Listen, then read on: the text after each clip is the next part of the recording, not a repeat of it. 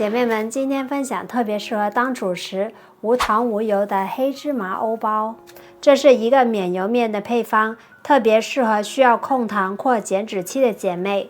外皮酥脆，内里柔软。碗里先倒入清水，夏天要用冰水。加入3克的高活性酵母，先把酵母搅拌均匀，再加入高筋面粉或者是面包粉，加入黑芝麻，盐放在中间。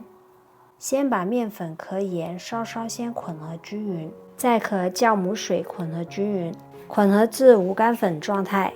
再把面团从外往内折叠，大约折叠2至3圈，折叠成团就可以了。把它反过来，这个时候面团是非常粘手的，这是一个正常的现象。盖上保鲜膜，放入冰箱冷藏松弛20分钟。冷藏过后拉伸折叠2圈，盖上保鲜膜，放入冰箱冷藏继续松弛20分钟。我们再来进行最后的一次拉伸折叠，折叠2至3圈，再把面团反过来捞圆。盖上保鲜膜，28度发酵至2倍大，也可以放在冰箱的冷藏室隔夜发酵，第2天就可以吃到现烤的面包了。面团已经发酵好了，在油面垫上撒一些干面粉，面团的表面也撒一些干面粉，再把面团倒扣在油面垫上，面团的表面撒一些干面粉，动作要轻柔一些，不要破坏里面的气孔。整理成一个长方形，两边往中间对折，旁边的位置要捏紧，再从上往下卷起来，收口的位置也要捏紧，两边的位置也要捏紧实。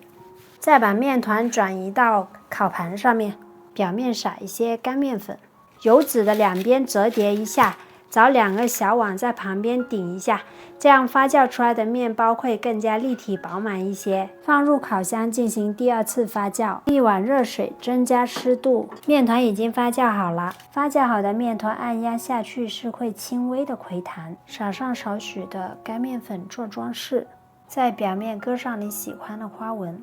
送入烤箱，烘烤的温度我已经打在屏幕上了。刚出炉的时候呢，表皮是酥酥脆脆的，放凉以后呢，表皮就会溃软，变得很有韧性。这款欧包要等到放凉后呢才可以切的。这种咸口的欧包吃到嘴里都是麦香味和芝麻的香味，也适合老人家和小孩吃，赶紧去试一下吧，等你们来交作业。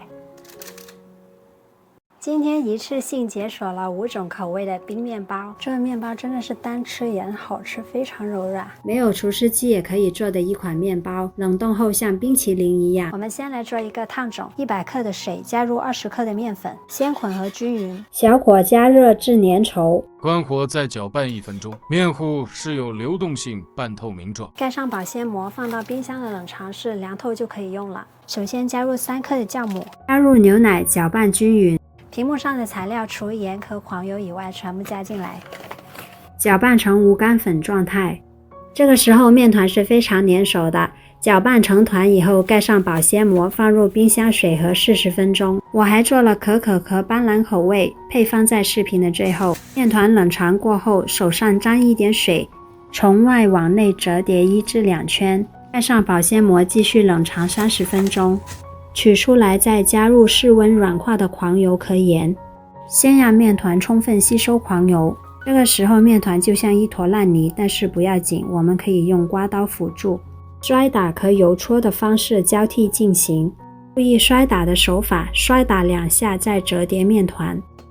传承只需要8至10分钟，面团就可以油光滑了。盖上保鲜膜，室温松弛30分钟。面团已经松弛了30分钟，发酵到2倍大了。把面团平均分成8份，每一份的重量大概是60至62克，揉成一个光滑的小球，放入烤盘。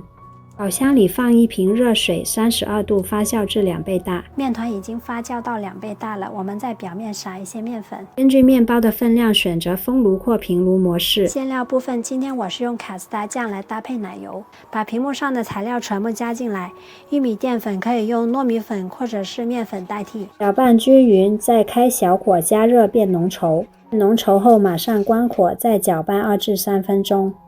放入冰箱冷藏室，放凉后我们再打发至顺滑。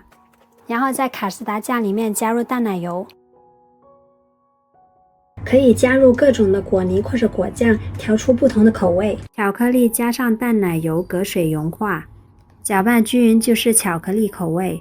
你还可以发挥创意，草莓、抹茶、蓝莓，可以加入各种的饼干碎，冷藏备用。全部出炉啦！这个面包也太油软了吧！单吃这个面包也是非常好吃的。用筷子在面包戳一个小洞，挤入各种你喜欢的馅料，上一张小油纸，馅料就不会露出来了。冷藏或冷冻后就可以食用啦。放在冰箱冷藏过，面包还是软软的，吃起来有一种冰淇淋的口感。分享到这里，等你们来交作业。